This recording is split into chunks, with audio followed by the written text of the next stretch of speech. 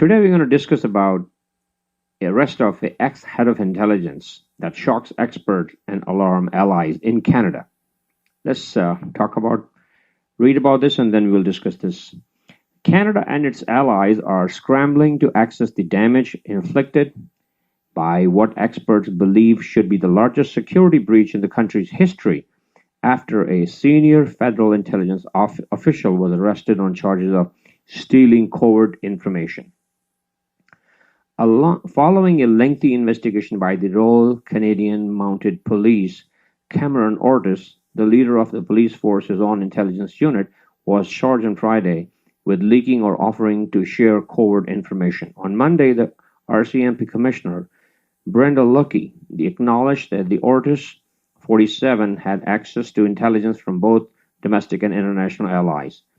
Lucky did not say which foreign organizations may have been exposed by the Ortis, but Canada, alongside the United States, United Kingdom, New Zealand, and Australia, is part of an intelligence sharing alliance known as the Five Eyes, in which certain investigations have a large degree of overlap between countries.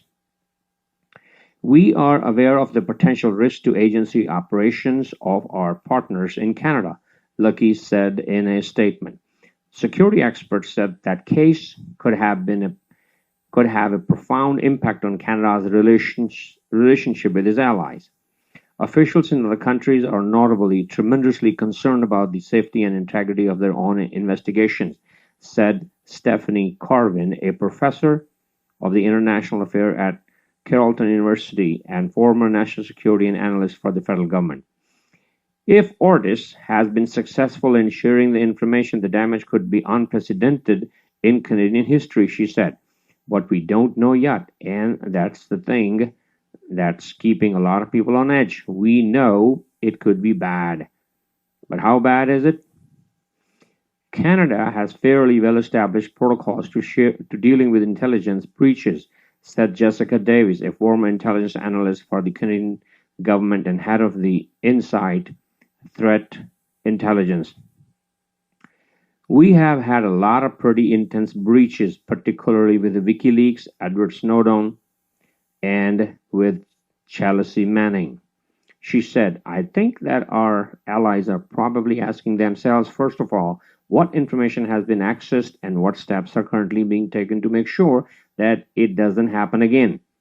But the arrest has shocked security experts and rattled the broader federal government bureaucracy. Among the main causes for concern is the potential exposure of sensitive secrets such as spycraft developed by Canada's intelligence agency.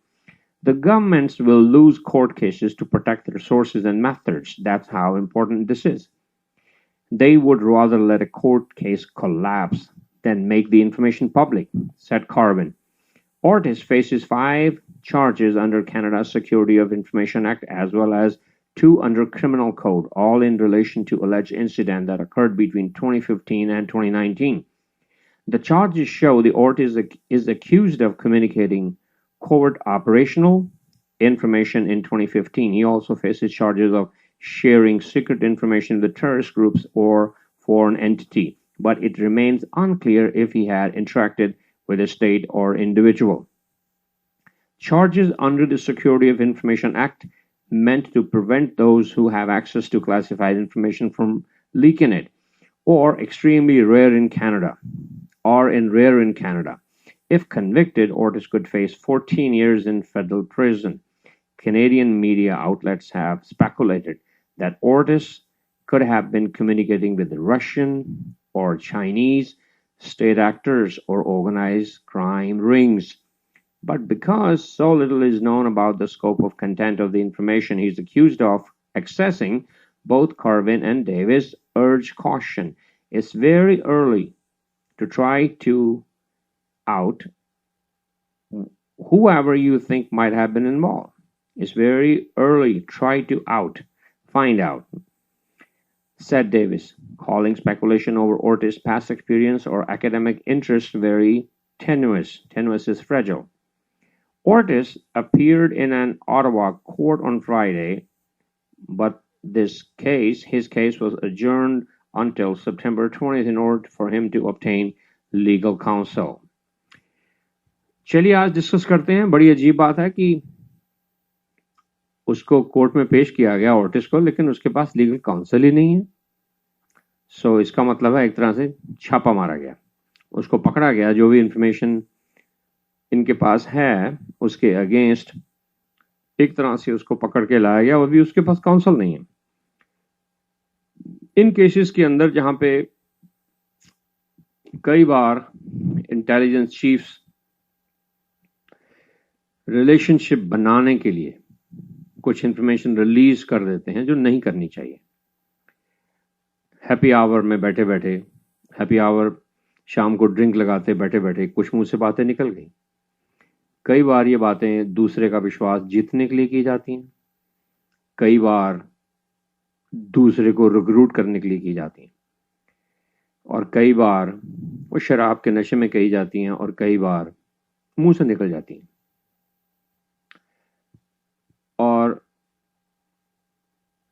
जो head of the intelligence है Canada का, अगर उससे निकल जाती हैं तो obviously उन्होंने प्रैक्टिस नहीं की, ऐसा लगता है। तो इन सभी ऑफिसर्स को एक सिनेरियो क्रिएट करना चाहिए किसी भी काउंटर पार्ट से मिलने के लिए कि वो क्या क्या सवाल पूछ सकता है और हमें क्या क्या उसके जवाब देने हैं और वो किस तरह जवाब देने हैं। लेकिन organize crime, it's so rampant in Canada, it is mind boggling.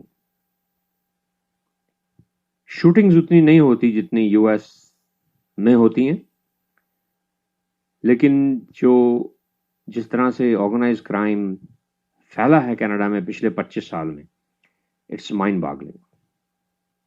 From the streets of Vancouver all the way to Toronto, you will see these gangs terrorizing people.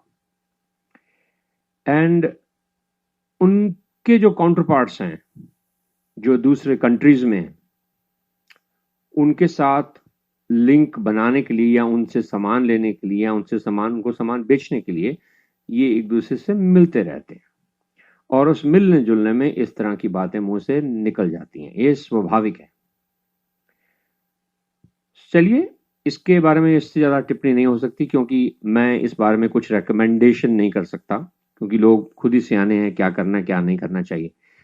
लेकिन आम नागरिक से बात करने का यही मतलब होता है कि आप चेतन रहें कि इस तरह के अनसर हमारे अंदर घूम रहे हैं जो हमें आगे जाके खराब कर सकते हैं। आज तक यहीं, कल तक फिर मिलते हैं। इजाजत दीजिए। नमस्कार, सत श्री अकाल।